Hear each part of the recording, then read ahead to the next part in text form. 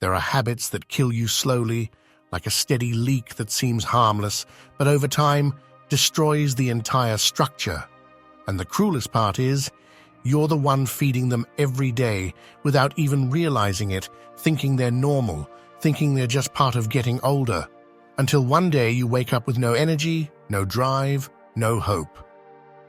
Here's the hard truth. It's not the passage of time that ages you the most. It's how you're living through it.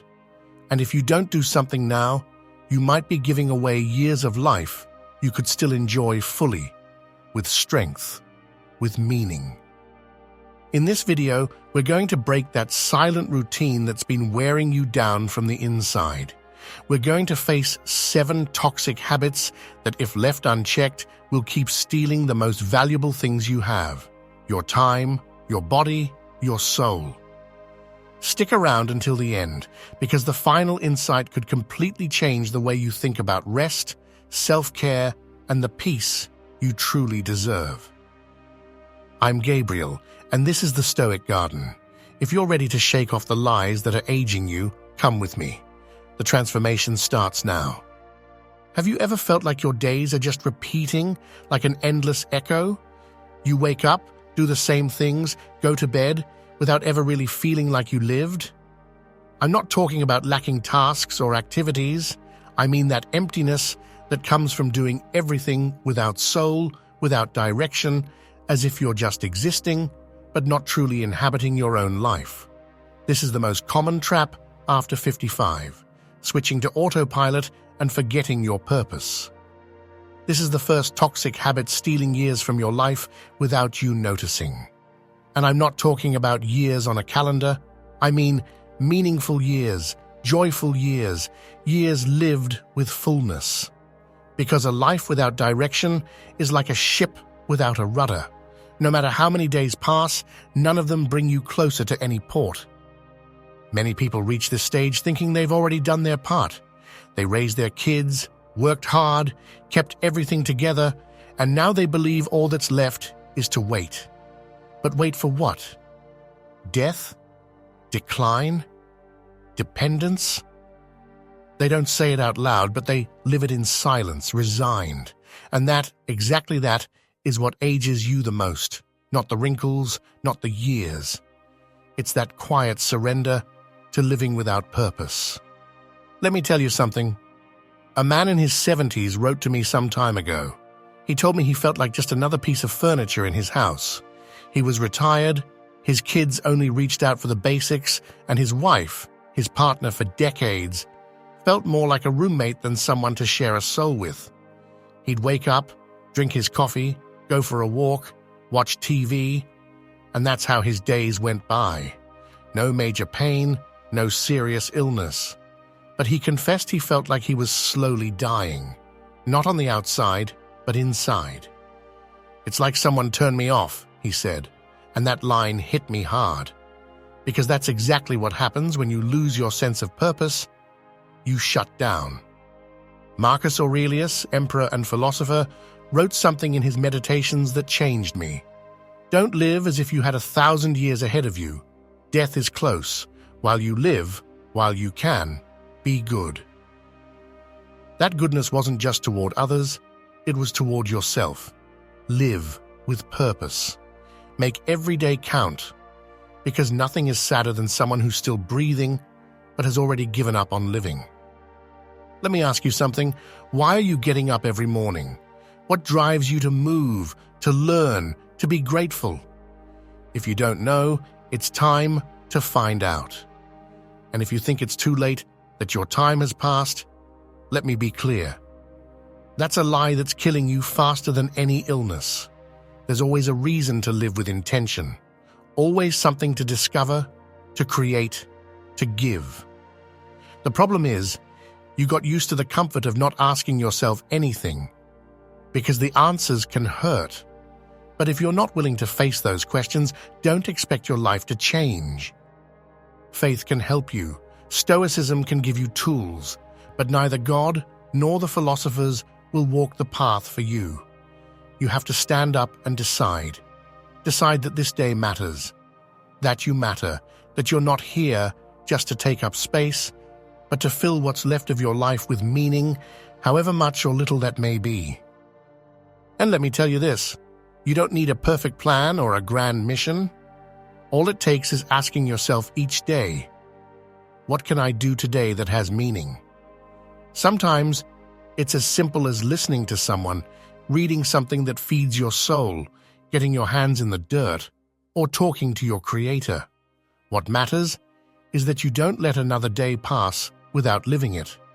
Because if you don't, no one will do it for you. That's the first invisible poison, living without purpose. And if you see yourself in these words, don't click away. Because the next habits are just as damaging. And the last one might completely change the way you understand rest, time, and your worth. Stay with me. We're going to keep exposing these traps that steal your life, even while you're still breathing. If living without purpose is already a slow way to die, then silencing what you feel, for fear of being a burden or seeming weak, is like putting a gag on your soul. And nothing ages the heart more than holding back unspoken words, unexpressed pain, and swallowed anguish day after day, thinking it's the right thing to do. But it's not. This is the second silent poison that slips into your life unnoticed, bottling up your feelings to avoid bothering others. We've reached the second key point in this video, and it's urgent that you face it head-on without excuses. From a young age, especially in older generations, we were taught that showing our feelings is a sign of weakness, that crying, expressing fear, or showing anger are things we should control, hide, or suppress. We were told that being mature means holding it all in, and that breaking down means you've failed. But tell me honestly, how many times has your chest ached from something you couldn't say? How many times have you smiled on the outside while dying inside from rage, sadness, or disappointment? Silence has a price, and it's not just emotional. When you repress your feelings, your body keeps score. You get stomach aches, insomnia, tension that no massage can relieve. And deeper still, you start feeling disconnected from others, lonely even when surrounded by people. Because no one can love what they don't know, and if you're hiding who you are, if you're burying your true emotions to avoid being a burden, then you're building relationships that are cold, empty, superficial. With your children, your partner, even with God. Epictetus said, "It's not what happens to us that harms us, but what we say about what happens to us." And I'd add, also what we choose not to say, because silence isn't always peace. Sometimes it's cowardice disguised as prudence. And in that silence, emotions rot, bonds freeze, and your self-trust withers. I know many people who have spent decades living alongside others without ever daring to say how they really feel. Parents who never said, "It hurt," when you pulled away. Women who never allowed themselves to cry over their husband's indifference for fear of sounding dramatic. Men who grew up hearing, "Men don't cry," and ended up with hardened souls as they aged. But we weren't put on this earth to become statues. We're here to live, to feel, to heal. And for that, we have to speak. This isn't about going through life complaining or dumping your emotions on others. It's about finding honest, calm ways to express what hurts, what bothers you, what scares you. That too is part of the Stoic path. Serenity is not apathy. It's the ability to say what you need without losing your center. It's the courage to put words where there was only silence. And if you're someone of faith, let me say this. God doesn't need you to pretend you're calm. He already knows your heart. What he wants is for you to speak to him truthfully, humbly, with all your humanity. Because the more you hide what you feel, the farther you'll be from real comfort. It's the same in your relationships. When you learn to express your emotions, to set boundaries, to say, "That hurt. I don't like that. This is what I need. Your connections become more real. There may be resistance at first, even conflict. But little by little, the people around you will see that you're choosing to live with honesty, not with masks. And that, though painful at times, brings renewal. Because telling the truth, even when it's hard, always sets you free. So I leave you with this question. What have you been holding in for years? What emotion haven't you allowed yourself to feel for fear of seeming weak? Write it down. Say it out loud. Pray with those words. Don't keep swallowing what's eating you up inside. Because every repressed emotion is another brick in the prison of your soul. And you weren't born to live imprisoned. You were born to express, to heal, to truly live. The silence imposed by fear is a trap that robs you of life. And by now, we've uncovered 2 of the most dangerous traps. But there are still 5 more. And the last one could completely change how you relate to rest and to the value you place on yourself. So don't go anywhere. There's still so much to say. And this time, we won't stay silent. If you've made it this far, you already know that living without purpose and silencing your emotions are 2 quiet ways of fading from within. But there's another enemy, more ordinary, more normalized, that's wreaking havoc on your physical, mental, and spiritual health. We've reached the 3rd point in this video, and this is where things can truly change, if you're willing to face it with honesty. I'm talking about eating out of anxiety, sadness, or routine. It's not just what you put in your mouth, it's why you do it.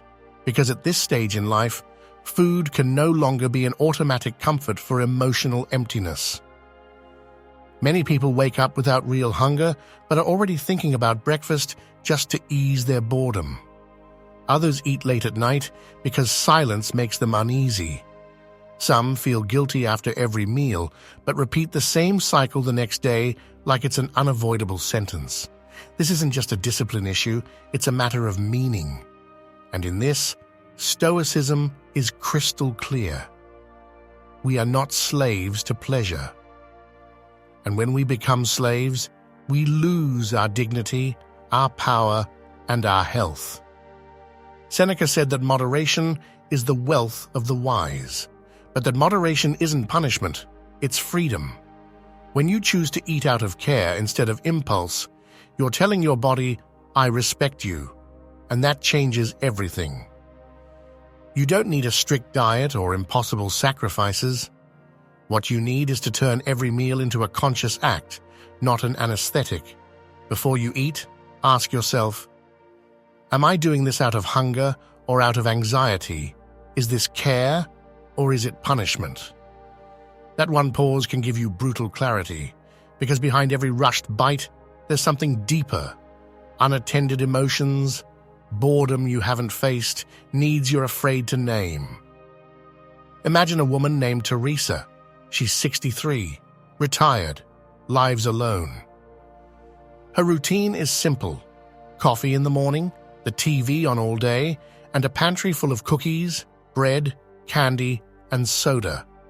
Not because she loves them, but because they fill the void when evening comes, and she feels like no one needs her.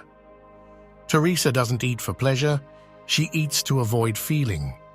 And over time, it's filled her with guilt, inflammation, sadness, and resignation. One day, after listening to a talk on this channel, she decided to change just one thing. Start writing down what she felt every time she wanted to eat without being hungry.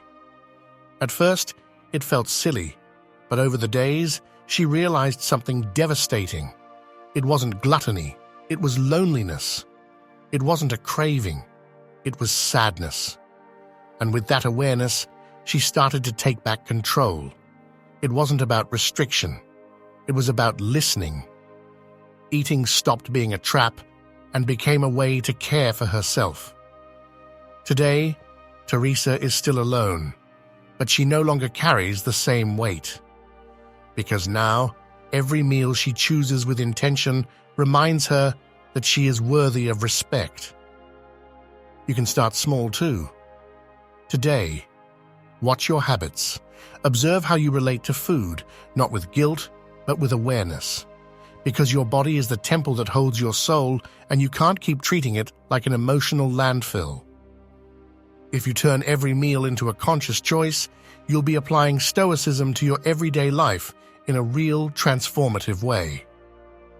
And if these reflections are resonating with you, if something inside is stirring as you listen, I invite you to subscribe to the channel and hit like.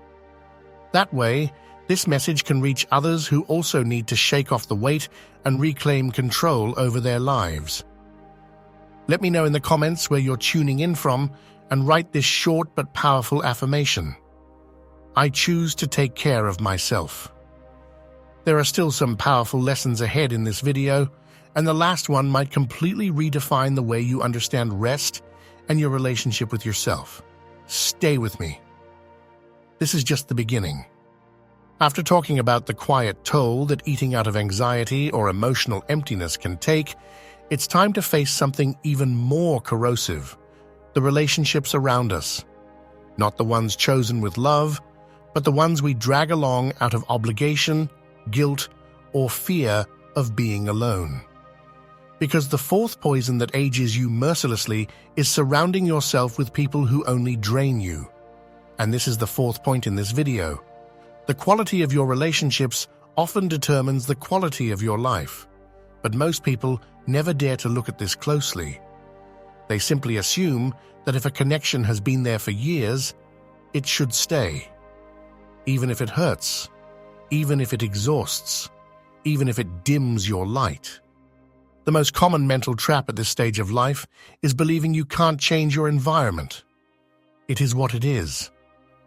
I'm too old to start setting boundaries. How can I say no if it's my son? How can I distance myself after all these years? That's how emotional parasites take root, through habit and justification. But if you don't choose who gets access to your emotional space, others will occupy it however they please. And believe me, there are plenty of people who are perfectly comfortable staying close while giving you nothing in return. They use you as a sounding board for their problems, an emotional ATM, a perpetual listener to their complaints, but never ask how you're doing. And often, those people are the ones closest to you, the ones who share your blood or your past, even if they have nothing to do with your present anymore. Seneca said it's better to be alone than in bad company, and he didn't mean it as a nice phrase, but as an emotional survival strategy. Because every toxic conversation, every draining encounter, every one-sided relationship chips away at your inner strength. Wanting peace isn't selfish. It's an act of self-respect, but that truth gets buried beneath the myth of duty. As a mother, as a father, as a friend, I have to be there. At what cost? Your mental health, your energy, your faith? I've seen people age 10 years in one just from staying loyal to relationships that no longer make sense. People who keep answering calls that drain them, attending gatherings where no one values them, enduring subtle criticisms disguised as advice. All because they're afraid to let go, afraid of ending up alone. But let me tell you clearly, it's better to walk alone for a while than to stay surrounded by people who don't see your light, who slowly dim it with words, with silence, or with endless demands. Now, this doesn't mean cutting ties with everyone. It means observing, asking yourself uncomfortable questions. Does this relationship strengthen me or weaken me? Do I feel seen or used? Does this person help me grow or drag me back into old wounds I thought I'd healed?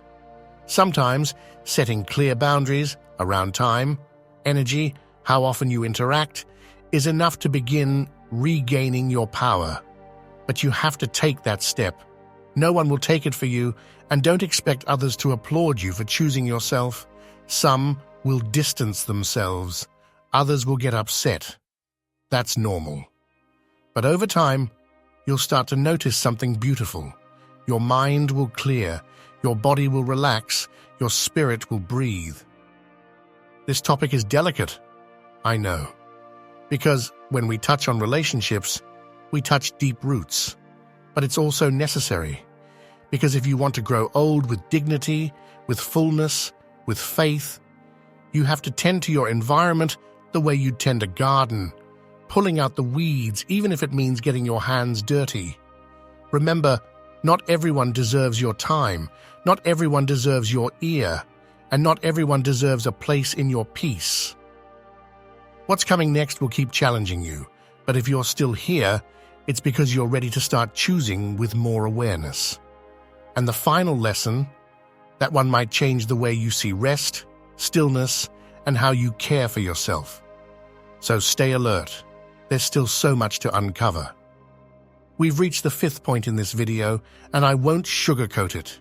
Clinging to the past as if the present holds no value is one of the surest ways to wither your soul before its time. It's looking back so often and with such intensity that you keep stumbling over the present again and again without even noticing.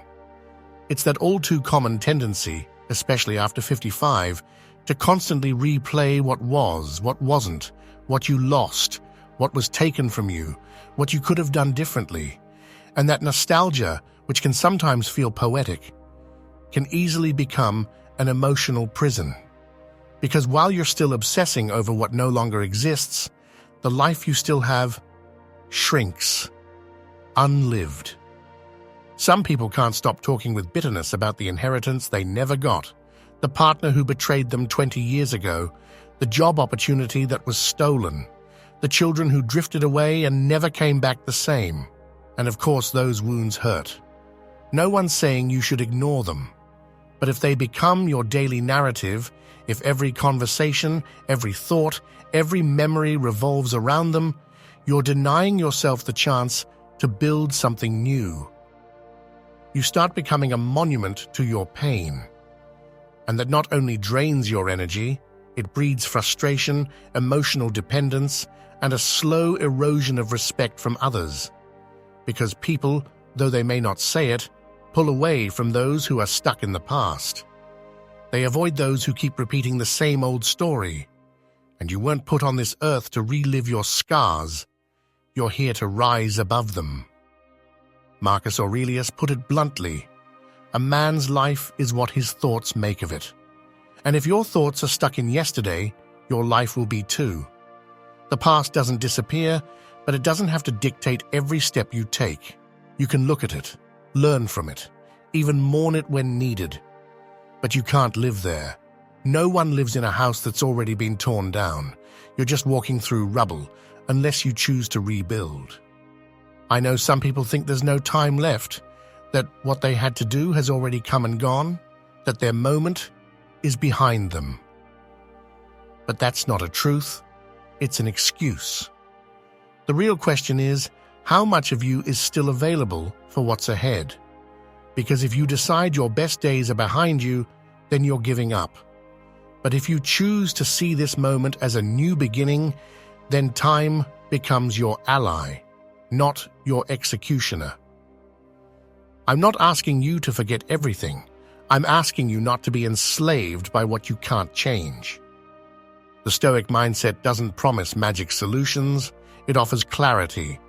And clarity hurts, but it also frees. If you want to break out of this cycle of empty nostalgia, start by being grateful for what you have now, even if it's just a little. Choose one small action that grounds you in the present. Talk about what you're building, not just what you've lost. This isn't something that happens overnight. But every time you choose to look forward, even with fear, you reclaim the power the past has taken from you. And if someone needs to hear your story, let them hear about your transformation, not just your pain. Because you have more to share than your wounds. You have wisdom, experience, scars that can teach, but not chain you. Respect isn't begged for. It's built when others see you come back to life in places where there once seemed to be nothing left. Don't become your saddest story. Don't define yourself by what was missing. There's still something left to live, to learn, to give. But only if you stop staring in the rearview mirror and start, even clumsily, walking forward. Because even your final breath can have meaning if you choose to live it in the present, not in the echo of what's gone. If the last chapter pushed you to face the past that still chains you down, what comes next may be even more challenging. Because there's something even more damaging than being stuck in what was, and that's refusing to build what could still be. We've reached the 6th point in this video, and it's time to expose a lie that whispers constantly in the minds of many. The belief that it's already too late to change. That idea creeps in slowly, disguised as wisdom, realism, maturity. Why start now at my age? At this point, what's the use? I'm too old to learn, to love, to try. And that voice doesn't just steal opportunities, it steals your dignity. Because what you're really saying is that the life ahead of you is worth less than what's behind. That your time is over, even though you're still breathing. Picture yourself in a room with the door wide open, yet you choose to sit in an old chair, staring at the wall. Outside, there's light, fresh air, possibility. But you've already decided stepping out would be pointless, because your body isn't what it used to be, because you don't know if anyone's out there waiting, because stepping out means risk, effort, discomfort. And so the days pass, the months, the years, until one day that door closes, not because someone shut it, but because you stopped moving. That's the harsh image of so many men and women who, after 60, give up without saying it out loud. They keep doing their chores, caring for others, paying their bills. But inside, they've already extinguished the flame of curiosity, of creation, of the desire to be more than they were. Let me be blunt. Resignation isn't peace, it's surrender. And it doesn't matter if you're 58, 69, or 77. Life is still asking you what you're going to do with it. There's no expiration date on learning something new, changing a routine, asking for forgiveness, or starting a project that excites you. But first, you have to stop repeating that you can't. That sentence ages you more than time itself. Because when you believe you can't change, you stop trying. And when you stop trying, you start to die. Stoicism doesn't ask you to be young, strong, or flawless. It asks you to use your reason, to see things clearly, and to act with courage. Epictetus said, "No one is free unless they are master of themselves. And you're not your own master if you let that voice convince you it's too late." Because that voice isn't really yours, it's the sum of all the times you've given up and called it truth. What you need to do is challenge it, not with empty promises, but with small, solid acts. Get up 30 minutes earlier, read something that stretches your mind. Make that phone call you've been avoiding for weeks. Move your body, even just for 10 minutes. And above all, stop saying it's not worth it. Because if you don't value your present, no one else will either. Do you know what happens when someone believes that life for too long? Their world shrinks. They lose initiative. They begin to rely on others for everything. And worst of all, others start treating them like they no longer matter. Like they're just there to be looked after, not to make choices. And then come the frustration, the guilt, the loneliness, the feeling of being in the way. But that's not aging. That's the result of years spent denying yourself the right to keep growing. You decide whether to stay in that chair staring at the wall or to get up, however awkwardly, and walk toward the open door. Because yes, you still can. It won't be easy, it won't be fast, it won't be comfortable, but it will be real. And when life is lived with intention, it gives you back something no age can take away: your self-respect. There are still 2 lessons left to reveal, and the final one may teach you how to truly rest, not to give up, but to live with more calm and purpose. Stay with me, because if you're still here, it's because you still want more. And that, in itself, is already an act of courage. If you've made it this far, then you already know there is no transformation without truth. Every excuse you keep repeating is just another brick in the wall between you and the life you could be living. In the last chapter, we talked about what happens when you convince yourself it's too late to change. You start to fade inside, become invisible even to yourself, and begin to exist without intention. But there's another silent, almost invisible habit that seals that emotional and physical decline. This is the 7th point in this video, treating rest like a waste of time. You might not say it out loud, but if you're always on high alert, if you never let go of control, if you feel guilty for sitting down and doing nothing, then you're stuck in a pace that's not just exhausting, it's stealing years from your life. A lot of people think that resting means giving up, that stopping is weakness, that sleeping well, meditating, breathing deeply, walking slowly, or simply looking up at the sky is a luxury they can't afford. But that is a lie, and one that's eating you alive. Because rest isn't for the lazy, it's for the wise. It's for those who've learned that life isn't about always rushing, but about knowing when to pause with purpose. If you don't know how to rest, you don't know how to live. Because without rest, there is no clarity, no energy, no health, and without those three, even the noblest purpose becomes a burden. Picture this: a body that doesn't sleep well ages twice as fast. A mind that never quiets becomes noise. A soul that doesn't breathe turns hard.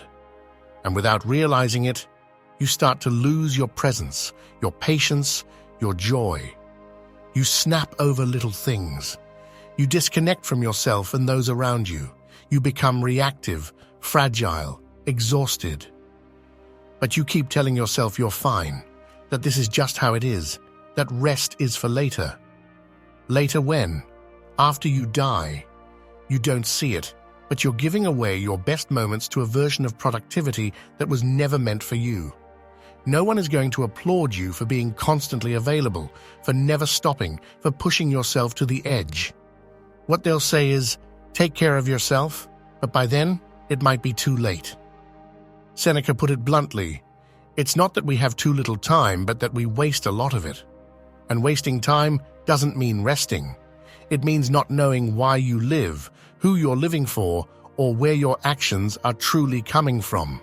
Real rest is not passivity, it's renewal, it's returning to yourself, it's telling your body, I hear you. Your mind, I'll calm you. Your soul, I'm here with you. And when you do that, everything changes. Not because your problems disappear, but because you do. You become steadier, calmer, more fully yourself. Take a moment right now. Ask yourself honestly, when was the last time you slept well without guilt? When was the last time you did something just for pleasure without feeling like you were wasting time? When was the last time you were with yourself? No screens, no noise, no to-do list? If you can't remember, then you need to hear this. Rest is your right. But more than that, it's your responsibility. Because if you don't take care of yourself, no one else will. And if you don't value yourself, everyone around you will assume you don't need to be valued either. This is the final poison in the series, and it might seem like the softest, but it's the most deceptive, because it hides behind commitment, strength, duty. But behind that mask, there's exhaustion, sadness, disconnection. Real transformation doesn't happen by sprinting. It happens when you choose to pause, look at yourself truthfully, and decide what to keep and what to let go. If you can't stop, you'll never truly change. And if you don't change, you can't expect your life to be any different. So now you know, each habit we've covered in this video is either an open door or a hidden trap. You decide which one to walk through. No one else can do it for you, because life, even in its quietest form, is still asking you, are you going to live or just survive? You already have the answer. Now it's time to act like it's true. If you've made it this far, it's because you're not like everyone else. While many choose to keep their eyes closed and continue drifting through life on autopilot, you chose to stop and take a hard look at your life. And that's no small thing. That's already an act of courage. What you've just heard isn't a feel-good message or a pep talk. It's a warning. A reminder that no one else is coming to rescue you. No one else can live your life for you.